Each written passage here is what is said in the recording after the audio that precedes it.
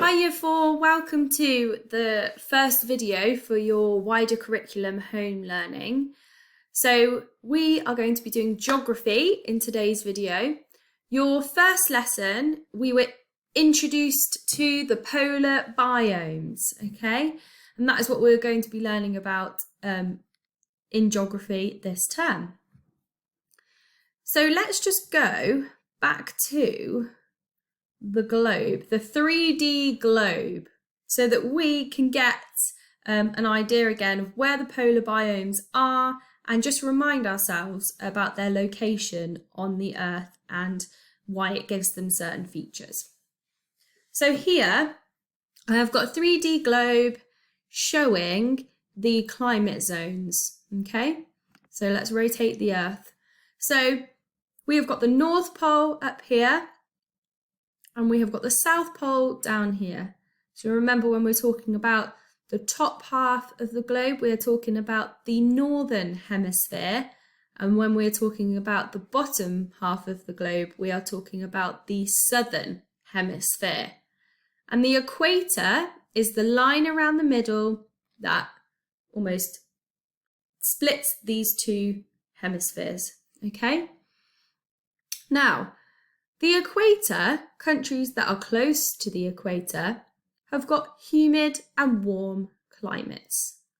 Because of the way the Earth rotates around the sun on its axis, it means that they are more exposed to heat, and it results in their climates being more hot and humid. So here we can see we have got just above Australia tropical equatorial climates, and here through the centre of Africa and the top of southern America.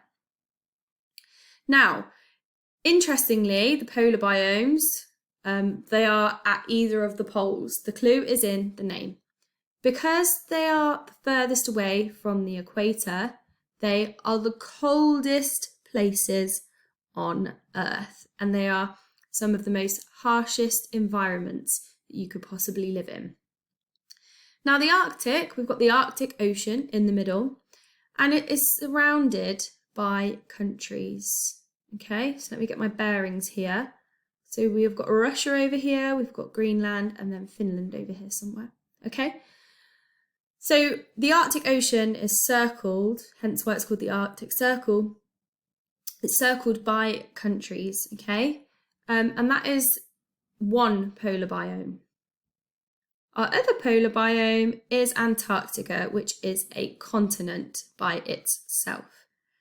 So because it's a continent and it is very, very cold, we only really have people living there if they are researching in terms of like science or geographical research, and they might stay there for months or years at a time, but we don't really have people settling in Antarctica.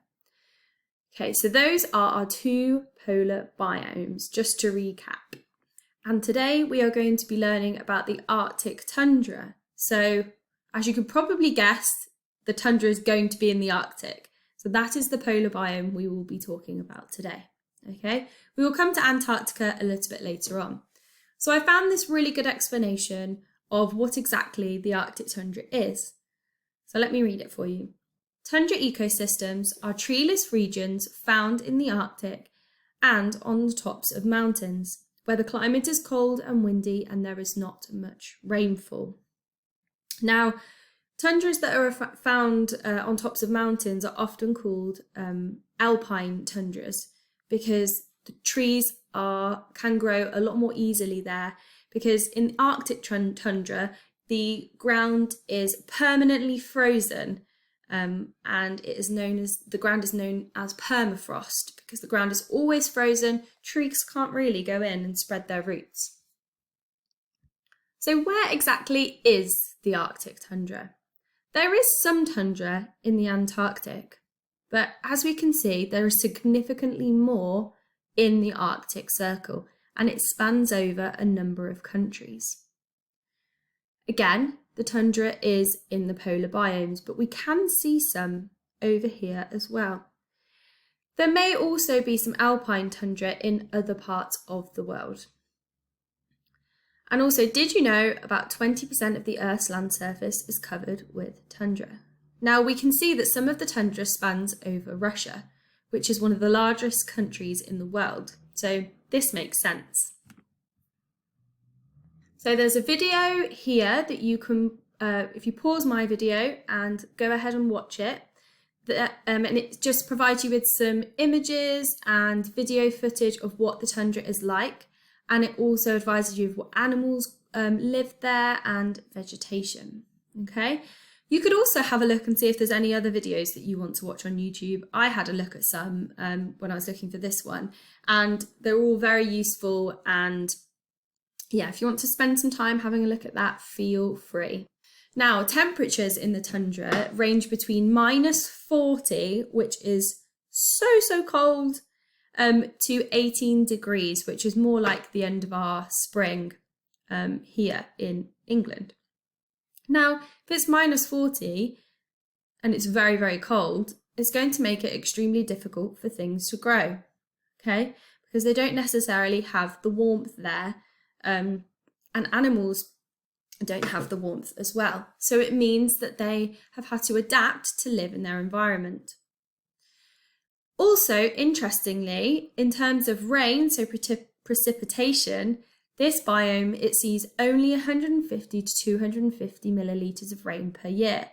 Now, we know from the water cycle that plants, trees, animals and people all need rain to be able to live. Again, this is something that makes it incredibly difficult to live in the Arctic tundra. And Antarctica and the Arctic are also known to be deserts because they don't have much rainfall at all. You wouldn't think that somewhere cold could be a desert, could you? But again, with only this much rainfall per year, it's going to be quite a dry place, even if it is cold and icy. Okay, on the Home Learning website, we have got some true or false statements which I have made.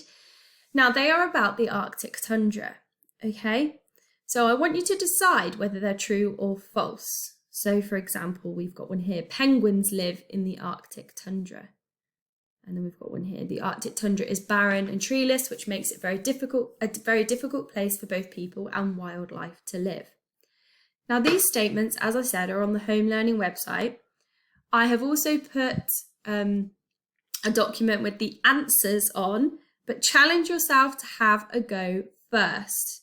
And which ones do you think are true or false based on what we've learned so far? Okay, and then go and have a look at the answers. So if you want to pause the video here and have a go at that before we move on, then do that now. I hope you got on okay with the true and false statements. I think some of those you would have easily got, but some of those I think you would have had to have a little bit more of a think about and maybe even do a bit of research, which would have been fine as well. So as I was saying before, the ground in the Arctic tundra is frozen. So it is known as permafrost. It is a permanently frozen sublayer of soil. So you've got this active layer on top, as this picture shows us, and you've got some grass or moss that has no trouble growing on top because it's got the soil with its nutrients underneath to help it grow. Then you've got the permafrost. You've got this big old ice wedge and then this permanently frozen soil. As we said, it's very difficult for trees to grow because they can't spread their roots. Now, because of climate change and because temperatures are rising, it means that permafrost is melting in some areas of the Arctic. And this could potentially cause problems for climate change.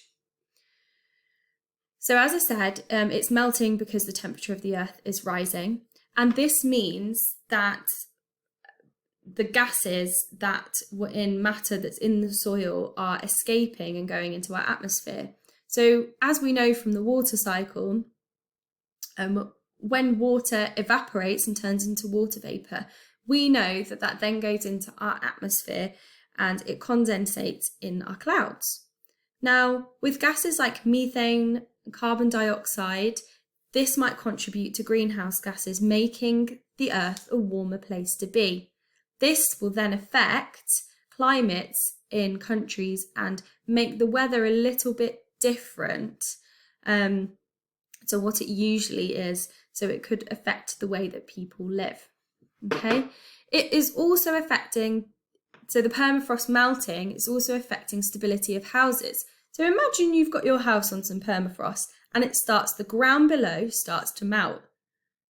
As the ground changes, you might find that your house starts to slant. So this is a problem that they have found in the Arctic.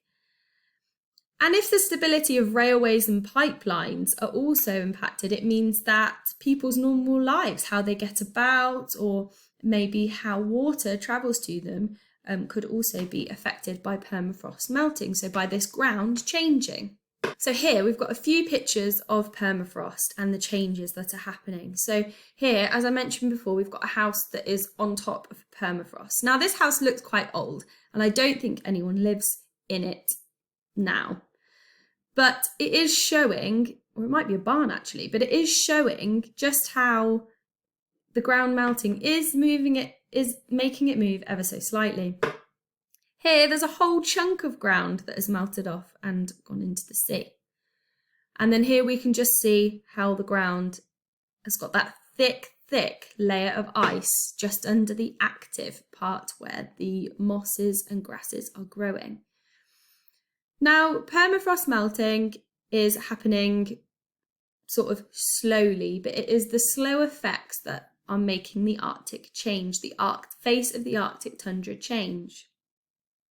We will have a little look later on about climate change and how the permafrost melting affects other things in the Arctic. But I just wanted to show you what permafrost looks like, because it isn't something that we have in England, and it's interesting. I think it's also something that we all need to learn about. So your activity for today will hopefully look a lot better than mine, but you're going to draw and label your own Arctic tundra with permafrost as well. So thinking about the true and false statements that you had a go at doing, and also what we've learned so far, I want you to draw a picture of the tundra with a side section, so as if you're looking into the ground that is underneath your scene. And if you can show me a diagram of what the permafrost looks like. If you need to use this one to help you, that's absolutely fine. Then go ahead, that's not a problem at all, because it means that you're just labelling different parts of the soil and memorising it, which is always good. Now, as you can see, I've drawn some moss and a shrub. But what you could do is you could think about the animals that you've watched in the video and animals that are included in the true and false, and you could draw some up here, okay? So label it the Arctic tundra and then label this bit the permafrost, okay? Because you're not going to put permafrost on top, are you? Because the soil grows underneath the tundra. I've drawn some mountains in the distance, but remember, it needs to be flat for most of it, okay? So have a go at drawing this. Get your colours out and get creative when you're labelling. So label everything. So you might want to put flat, barren landscape, label your animals, your plants, and if you want to include any key facts around your picture, then that's absolutely fine too. Or if you want to do some research online to find extra things that you could include, that's absolutely fine. So have a good go. I hope you found everything okay. Any questions, then again, feel free to email me and I will help you in any way that I can. But take care and enjoy. Bye.